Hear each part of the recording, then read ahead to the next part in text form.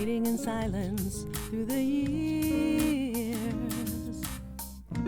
Cups of laughter, buckets of tears. If you get any closer, I'll scream. If you leave me alone, I'll get mean.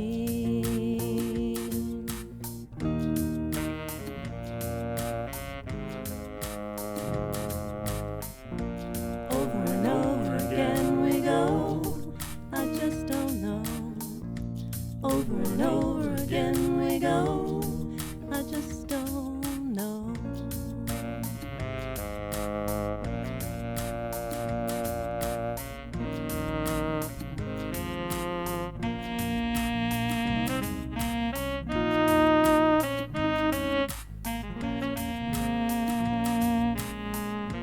Cotton candy in our smiles,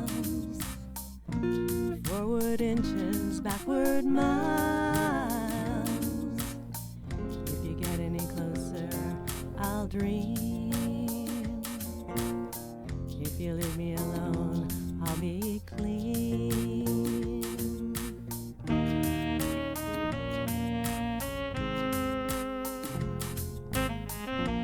Over and over again we go, I want to know. Over and over again we go, I want to know.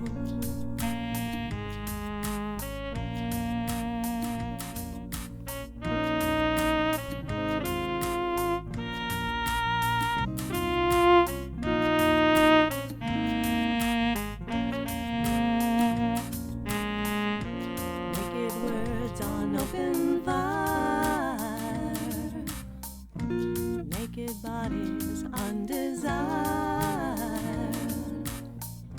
You're going away, I can see.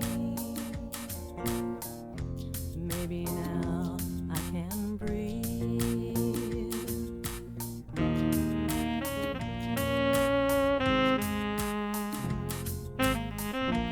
Over and over, now this I know, I've got to go.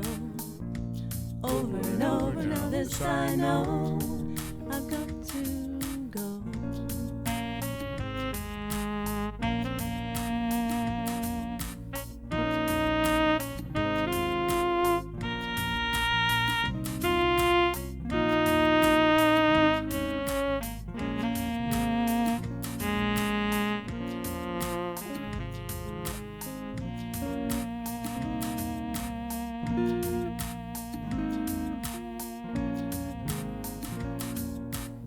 Well, hello, everybody. This is Tracy Canella with Calming the Chaos. That musical selection that you just heard was written over the summer when I realized that a lot of people had problems with other people, and we do it over and over again. And so I hope you enjoyed it.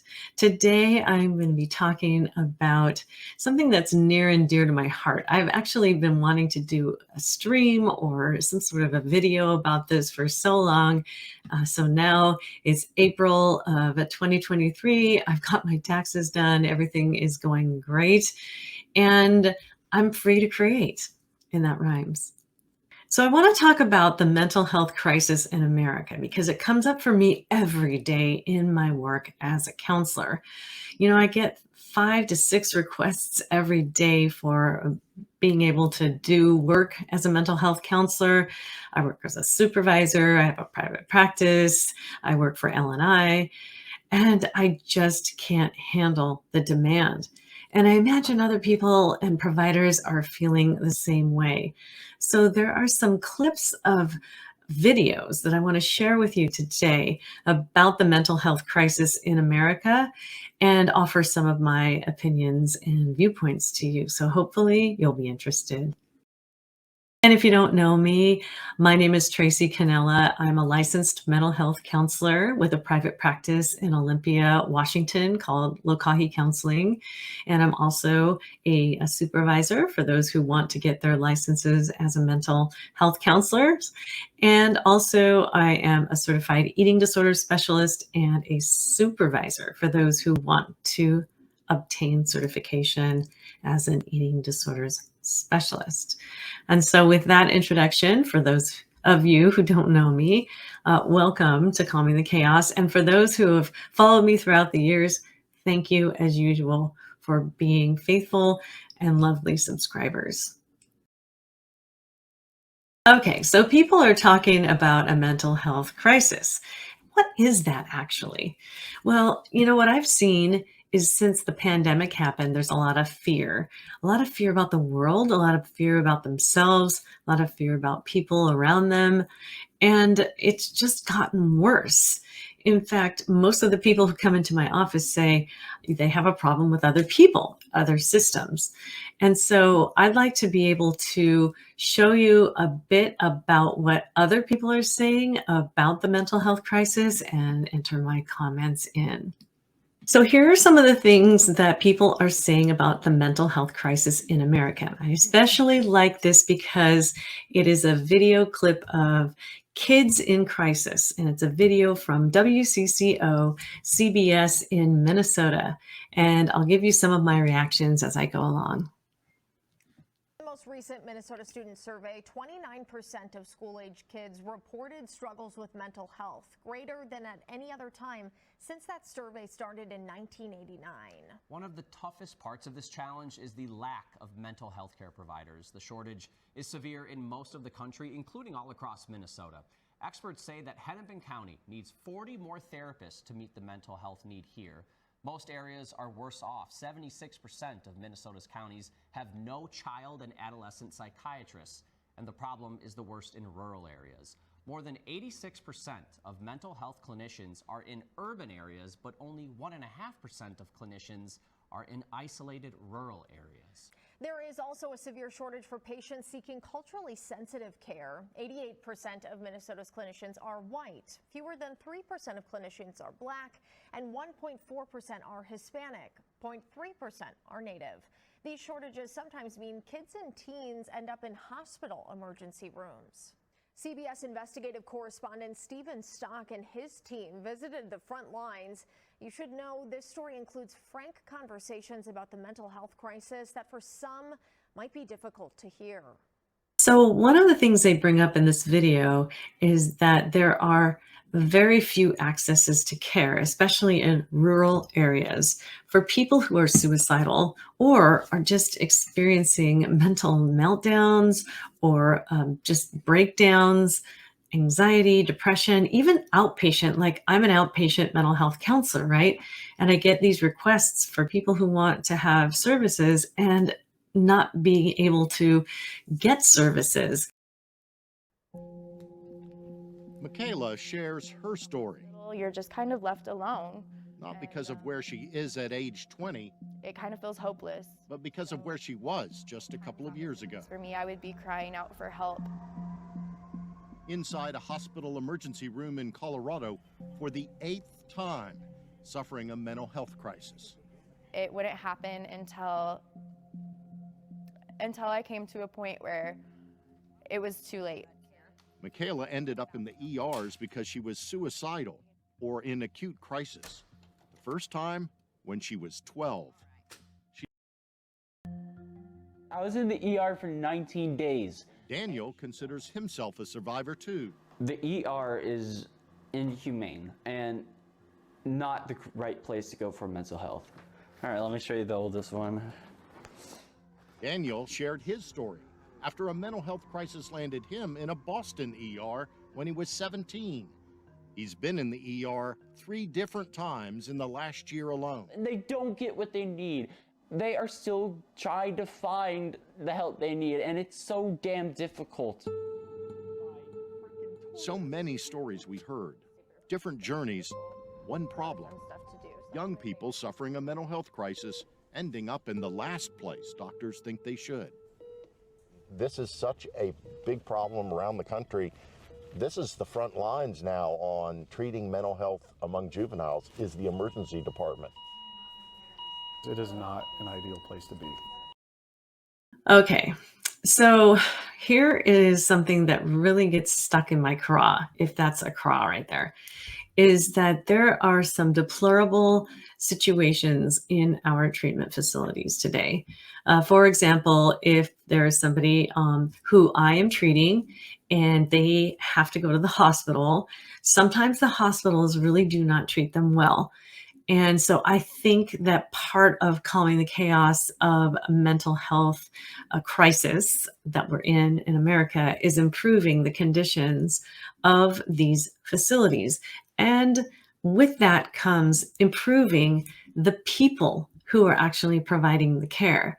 And with that comes the people who are teaching these people to provide the care.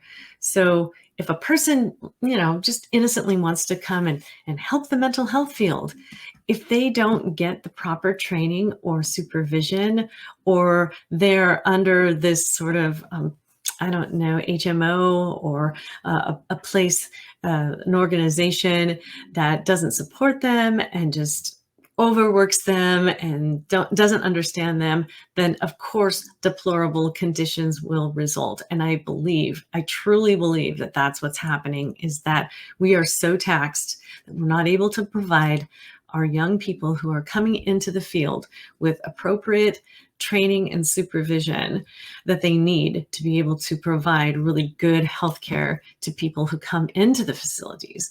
And that's only if they're able to get into the facilities, which I'll get into in just a second. In January, we spent a day with Dr. Kevin Carney, head of the ER at Children's Hospital Colorado. This morning when I came in, we had 5 patients who came in overnight into the emergency department for mental health reason. Children's Hospital Colorado says last year system-wide, they saw an average of 554 children every month in their ER with mental health issues. How's there to keep them safe, but where the children got little to no treatment? The PsychD, hoping I could check bed status for... Staff members spend hours every day calling around Colorado.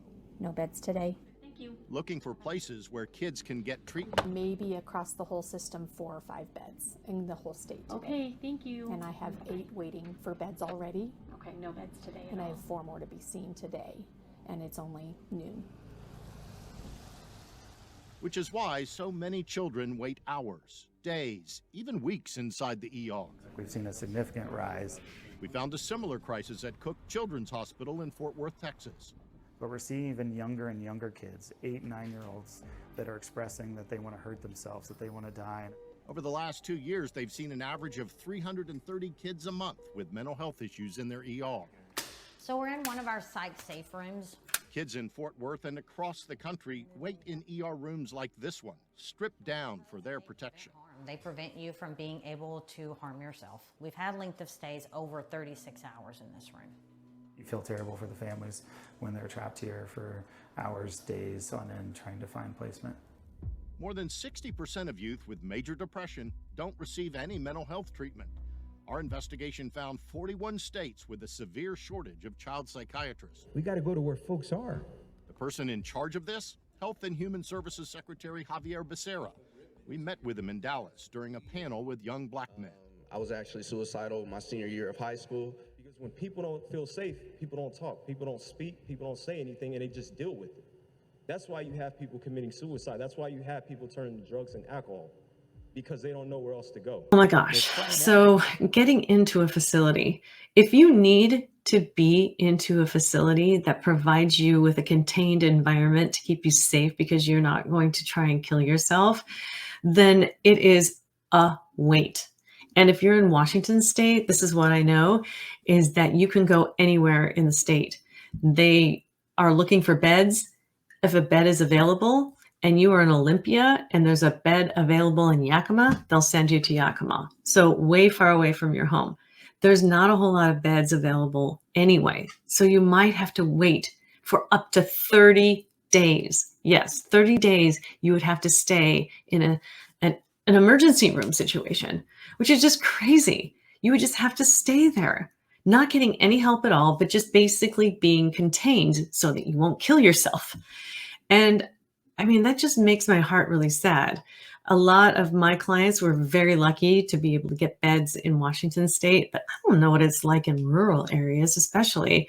And it's really super heartbreaking for me to think that people really need help and there's no help available because all of these beds are taken up. So that's another piece of why we have a mental health crisis in America. Our kids need us to be there for them. You don't always see this kind of emotion from a school superintendent. But mental health is such a priority for Chris Smith and his Denver area community that they voted for a $15 million bond to build a combination mental health treatment center and school due to open this fall. Intensive care and classrooms where kids can slowly transition back to traditional school. This is personal for you. Why? Because I've been impacted by suicide and I've been impacted by mental health. And so we need to do whatever we can to engage and push in and make sure that our kids feel loved, valued, and invested in. Smith admits not every school district can pay for a solution this big, but for him, it's an investment they can't afford not to make.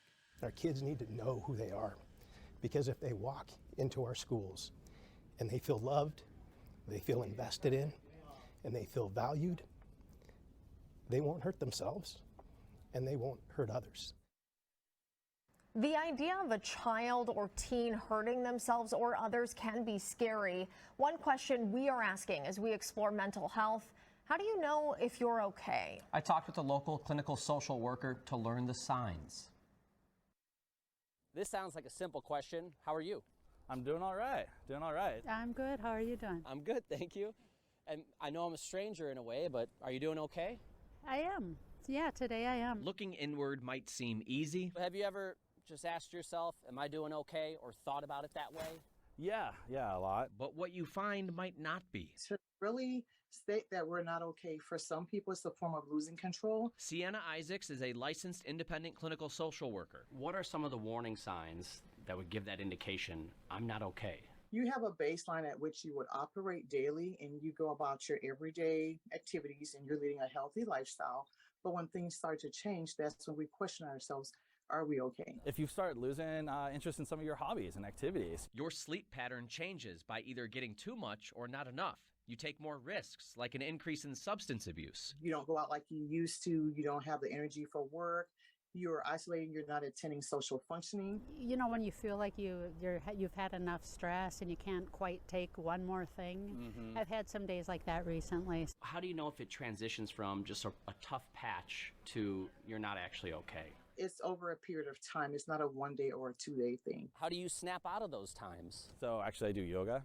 I just do a lot of yoga, which is fantastic for my back, but also helps center yourself. Rebecca prefers daily walks. I just feel more energy. I feel more cheerful. I see people and I see dogs. There's certain dogs in the neighborhood that know me. Even if we move and leave the house, we come in contact with other people, and exercise has a positive impact on our brain health. Exercising can fight off depression by releasing endorphins in the brain while also taking your mind off what's stressing you.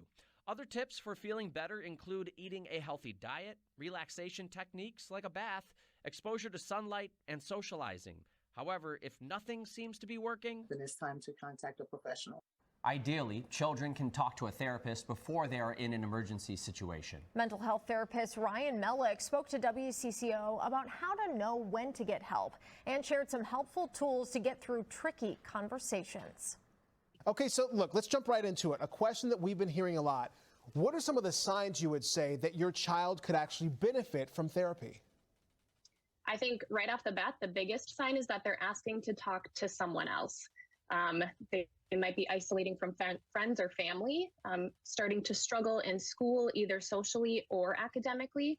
And then for some of the younger kids, it can be a lack of social skills or just uncertainty about social interactions, and then behavior dysregulation. Is that what you're seeing in some of your youngest patients, some of those things that are maybe experiencing anxiety and depression? Yeah, it's definitely showing up in forms of isolating, withdrawing from school. They're showing just overall lack of motivation and interest in things they used to enjoy. Mm-hmm. And then on some of the more extreme cases, it can be some of the suicidal thoughts, engaging in some self-harm behaviors. I know that you've worked in both a clinic and a school space. Can you walk us through some of the differences, because they can be very different? They can be very different. I think the biggest difference is just the space and the setting. So in the school setting with the school-based therapist or your school counselor, you are surrounded by sometimes what the problem is. So it can be really tricky and difficult to want to address some of those concerns, right? Like no one wants to talk about their difficult friendships when they're right there. They're at school with their friends. Yeah. And so I think the bigger piece too is just the space and then the amount of time. Usually in the outpatient setting, we're working more for 50 minutes, and in the school-based setting, it can be anywhere from like 20 to 30, maybe longer. Those are really the two big pieces. So would you say that an outpatient place would be better than a school in addressing some of those issues? It depends on the issue and the concern. If they're pretty significant, I do think that an outpatient setting would be healthier and maybe more effective, because they can be outside of that setting and have a little more time, and then they're not thrust right back into their school day. So I'm thinking, like, for anyone who has decided to join therapy or decided to give it a shot, that could be tough. I mean, just making that first step, that can be a daunting thing. What are some ways that you would say would be a good idea or a good way to prepare your child, and then also prepare yourself for a session? Yeah, so to prepare your child, the simplest and easiest way is to talk to them about what therapy is. We are different than your typical doctor. We don't do shots. We don't do weights, measurements. We are very much just focused on talking and teaching you about how to understand your thoughts, feelings, and emotions. Showing them a picture of your therapist that you can find online, print it off, let them see it to get comfortable with the face that they're going to see. And then for the adults or the parent, I think the biggest way to prepare yourself is check your insurance coverage. Most people don't know that mental health coverage can be wildly different than their medical coverage, and that can be pretty shocking. Yeah, it certainly can be. If you're looking through your options, you're like, wait a second, this isn't covered, and you thought it was covered. So that's definitely good advice. So okay, so you've decided to start therapy. Walk us through, if you can, what actually happens in a therapy session. The first session is all about information gathering. As the therapist, I want to know as much as I can about what your child is experiencing or what you as the parent are experiencing, so that I can help you more. So we go through a lot of history, get to know each other, and then going forward, we come up with a plan of how do we want to tackle these symptoms. If it's anxiety, are we going to focus on social skills, social interactions? Maybe it's test performance, perfectionist tendencies, and really just coming together as a collective to best support the kid. So sometimes we do some therapeutic play, crafts. You know, not every kid is capable of talking for 50 minutes, so we have to sprinkle in some fun here and there. Okay, so really quick, because we are starting to run out of time, how do you reinforce then that at home? After you've had the therapy session, trying to reinforce that at home? That's a really tricky one, and that is put heavily on the parents, and I think we see that on the back end if progress is being made in therapy. And I may come under some criticism for saying this, but I'm going to say it anyway. Even if you go and you get a place that has a nice facility and you get your help you need, you come home, right? You come back to the place where you were, whether it is that you're married and you have a spouse, or whether you're a kid and you have parents, or whether you're alone. There needs to be some sort of a soft landing. And I just really think we missed the mark here, is that soft landings, meaning that the environment that you come back to needs to be prepared to receive you and to be able to help you. So they need to be educated also on skills and tools to use when there's emotional distress. So for example, if I go into a facility and I learn all of these really cool tools and I come back and there's all this dysfunction still happening in my household and nobody knows what to do and nobody knows what to support me with or to remind me with, or they're not using the tools themselves, then things will likely go back to status quo. So I really do believe that part of the mental health crisis is also due to lack of soft landings in our own environments when we get out of these facilities. In addition to talking to your child's school, the State Department of Health advised that parents can also look into telehealth to find therapists if you can't find someone in your area. We asked state health officials how they are working to get more mental health resources. They told us their strategy includes programs to help new graduates get licenses, supporting rural clinicians with loan forgiveness grants, supporting telehealth, expanding community-led care, and more. They also shared resources which we have included on WCCO.com/mental health. Other thing I wanted to sort of dovetail onto this is John Oliver did an amazing mental health crisis video. It was probably about 6 months ago, and I'll link to it below. And I don't want to put his material on my show because it is actually HBO, and HBO is a paid channel, and I don't think it's public and fair use. But I will tell you a little bit about it and link to it, so I hope you will watch it. For those of you who are in my audience who are conservatives, hang in there. John Oliver is funny. He is very liberal. But conservatives, please listen, because I'm just going to be highlighting some of the things that he says that apply to in the center of what we need to know about mental health and about the mental health crisis in America. So just hang in there with me, okay? So I'm going to go ahead and link the video and the timestamps to the stories that I'm going to be telling below about the John Oliver video on YouTube. The first one is about the system that we're in, and it's not able to provide for the need that we have for mental health counselors or people who are in need of mental health counseling. So the first thing he does is he talks about a 14-year-old who spent 27 days in the emergency room waiting for a bed, which is kind of what I just talked about. It's just crazy. It happens in all kinds of states. And then he talks about the massive shortage of treatment providers, which I've already referred to.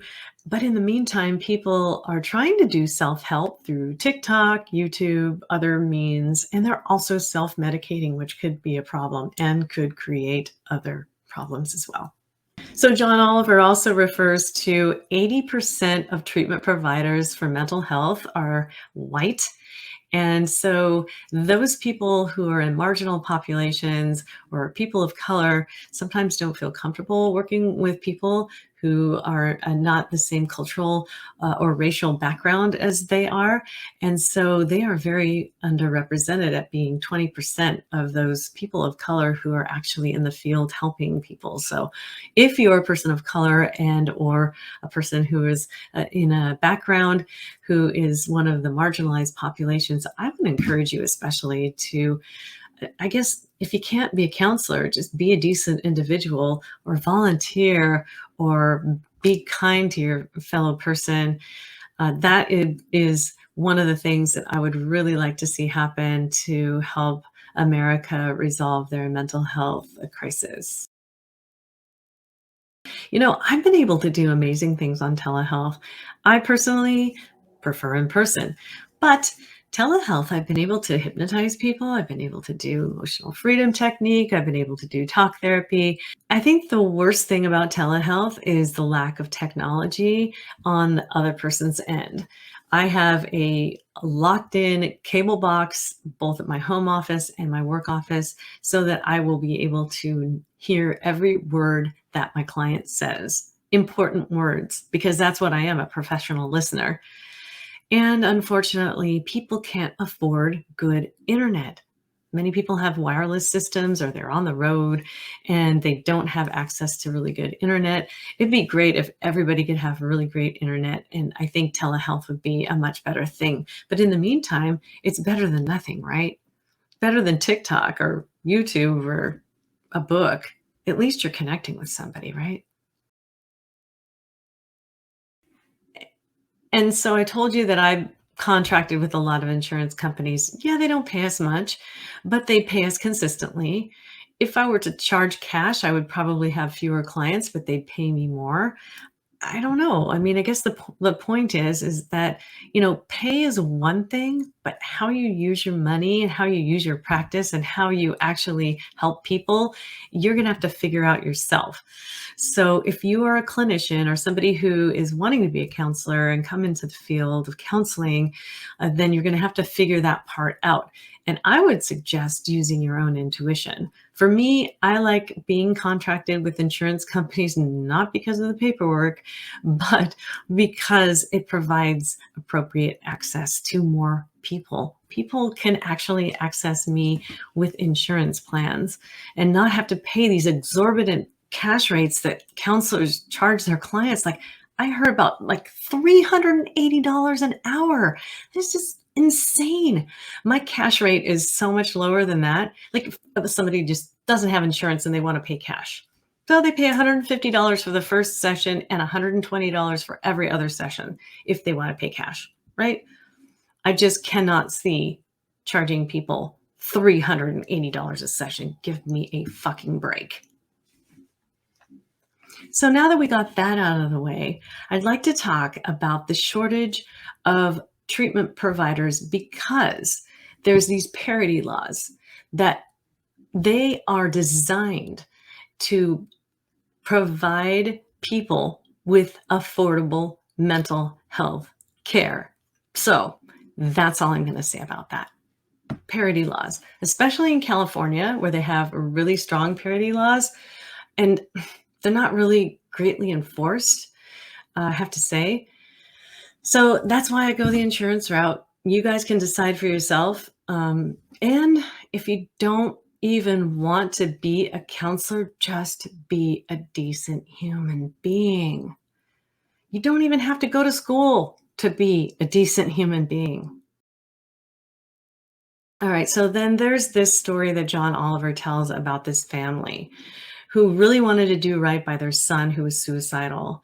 And they put him into a residential treatment program. But at some point early on in his treatment, the insurance company and the utilization review board decided that this person was well enough and they weren't going to go ahead and cover their mental health treatment any longer. So they just said, you got to release them. And instead of releasing them, the family elected to keep him in treatment and pay out of pocket for them. They paid $88,000 for their son to get the appropriate treatment that the insurance companies wouldn't give them. So this is the beef I do have about insurance companies, and why I think a lot of private practitioners elect not to go with insurance is because sometimes they can just cut them off. And in that case, the family did get some of their money back. But I truly love that the family just said, you know what? I don't care if it bankrupts us. We are going to get the right help for our kid. And they did. And then they got some of their money back. So I guess what my point is here is the story that John Oliver tells on his YouTube video is that you can go and you can get your treatment, but sometimes they'll just cut you off. And then you have to make a choice. Like, what am I going to do? Am I going to stay in treatment and pay cash? Am I going to hope that the insurance company is kind of like covers it somehow? Am I going to sweet talk a doctor into telling the insurance company I'm worse off than I am so that the insurance company will actually continue to pay? There's all kinds of options out there. I would just say, advocate for anything that's honest and the best treatment for the client, and especially kids that are struggling right now. We do not want those suicide rates to go up. One point in time in the John Oliver presentation, he's referring to an interview with a psychiatrist, I believe. And the psychiatrist, and of course, I'll timestamp all this stuff so that you can see it. But the psychiatrist is saying, yeah, I don't think I ever heard of any time where, a person was released from the hospital and then they ended up, meeting with some bad demise. And then this reporter or whoever was talking to the psychiatrist was saying, like, well, don't you remember the story about, the kid who went to the hospital with his parents, and then, he left, he was discharged, and then he escaped and he ran off with the car, and then he committed suicide. Wouldn't keeping the child in the hospital have been helpful at saving his life? And this psychiatrist was just completely hammered, as far as not hammered drunk, but he was hammered by that question. And just the way John Oliver handles it, it is very, very much worth watching. That little timestamp that I'll give you in the show notes.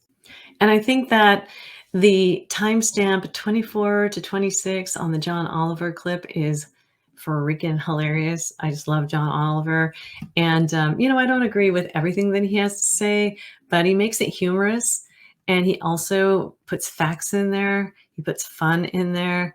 And he's got that really glorious British accent, which I appreciate. Okay, so in conclusion, what is going to help? One, yeah, legislation will help, but that's not going to do the whole entire job. Laws in and of themselves are not going to help, though. Throwing money at the problem will never help. I personally think that education helps, but also the right education. We can't just throw abstract ideas at people. We need to do education that really helps people to learn what mental health is, what mental illness is, and how we can support each other. Emotional intelligence. I remember reading, there's 2 books called Emotional Intelligence, and I will link them down below in the show notes. If we could all show that, I think that this world would be a much better place. Counselors do have a beef with their pay. Sometimes they don't get paid by insurance companies, and sometimes they don't have the luxury of having billing people like I do. I have my husband who does my billing, my insurance billing, and when something doesn't get paid, this is his job. He sits there and he talks on the phone with these people, and he figures out why I'm not getting paid. And so I'm lucky in that way. He also does those services for other people too, but not a lot of people, counselors, can afford to have a specific billing person. And so pay actually is something that we need to survive in this world, right? We need money to buy food and, our shelter, feed our 3 cats that are always clamoring for food. So pay is another reason. I'm not sure that hiking up the rate of pay for counselors is going to be the whole entire part of the solution, but I do think that if we did offer better pay rates, at least insurance companies did, offer better pay rates to counselors who contracted with them, then you would see more counselors entering the field and also contracting with the insurance companies. So there's my thought there on pay and finances. I mentioned this earlier, and I feel like almost everybody who comes into my office has a problem with another person. We just hate each other out there. And when I think about that, I think, wow, we're so divided and we hate each other, and we get distress about that, and we get mental health about that, and we get mental illness about that. And I just wish that people would check their hate. I know this is not something that we can, mandate checking the hate, but it is something that we could do if we decided to do that individually. It might help calm the chaos and smooth over the mental health issues that we have going on in America today. Okay, so the other day when I was driving to work, I went on a little bit of a mini rant, and the recording's not that great, but in essence, what I did was I said, America is kind of a young country. When we think about a country, we also think about comparing it to a family, right? We're all one big happy family, right? Okay, so that's the macro view of what's going on in the United States right now, is that we're a family. So look at another family, like a microsystem, like my own family, or the family across the street, or family across town. And there's rich relatives, there's poor relatives, there's relatives who are drug addicted, there are ones who have education, there's members of the family who are disabled, there's people who have things and don't have things. They have relationships and they don't have relationships. So there's this family system. And usually what happens in these family systems, let's just talk about Joe down the street there. And I actually don't have anybody named Joe down the street. So just know that this is a fictitious sort of an example. But Joe down the street, he has a family, you know, and Joe is dissatisfied with his family system. He's resentful that his brother has this really great IT job and he's just working mopping floors somewhere. He's also resentful because, you know, somebody broke up with him. You know, so these systems happen when they see people who have, and they see people, and the people who have not see people who have. This happens a lot on social media too, and I'm not going to go on a social media platform because I love social media and at the same time understand the dangers of it. But Joe sees these things happening in a system he doesn't like, and so he might do something. You know, he thinks something. So say he thinks, I should have that. He feels something, angry. He does something. He shoots somebody. So that's just a really simplistic sort of a way of thinking of things. And there are all kinds of other different situations that can happen. But I'm just giving an example of why some of these mass shootings happen in the United States is because people are not satisfied with the systems, just like our families aren't satisfied with systems. In the big picture, we are not satisfied with the political systems. We're not satisfied with the ways that we do things in the insurance companies. We're not satisfied with our jobs and the way that, you know, our employers do things. We are not satisfied. And just like in family systems therapy, the person with the problem is the person who is the emotional barometer for the family, and they are the ones that are acting out. So what I think is that it's a systemic problem that we need to face, and we need to face it soon. And I don't know what exactly the solution is, but I do know that the people who are acting out and doing these acts of violence, whether it be, you know, familicide, homicide, suicide, or mass shootings, whatever it is, these acts of violence, they are systemic problems. And I really do believe that if we could look at our systems and the way we are doing things, and the people who have the power and what we are doing, and the people who don't have the power, and the people who have the power, and all these people in the middle, I don't even know if there's any middle anymore, you guys. But I do believe that there's a systemic reason that these acts of violence are happening. So why not love each other? I know it sounds like one of those old 1960s Coke commercials, right? It's the real thing. And then we're just like all, you know, smoking pot and loving on each other and having free love and sex and all that other stuff. You know, that's not what I'm talking about. I'm just talking about the universal concept of really loving and respecting each other, no matter what our views are. There's so much hate in this world. I think that even if we were to do anything individually, if we could just be willing to hear the other person's side of view without getting so emotionally hateful about it. You think that could happen? I'm not sure. Let's ask Joe down the street, shall we? Finally, I would really like to encourage anybody to become a counselor or a helper or a healer or somebody in that capacity. And I would love to hear from you if you're interested in learning more and more opportunities or ways that you can do that. And if you're not and you can't afford it, or if there's some sort of barrier, then please be kind and decent to each other. Please. And I'll leave you with this. I have a lot of resources for help. You can visit my website, www.lokahicounseling.com, and there's a resources page you can visit, and I'm going to leave some resources in the show notes as well. I hope you've enjoyed this, and I hope that it gives you some ideas for helping us through this mental health crisis that we're facing in America today. And so thank you for listening, and thank you for helping calm the chaos. Take care.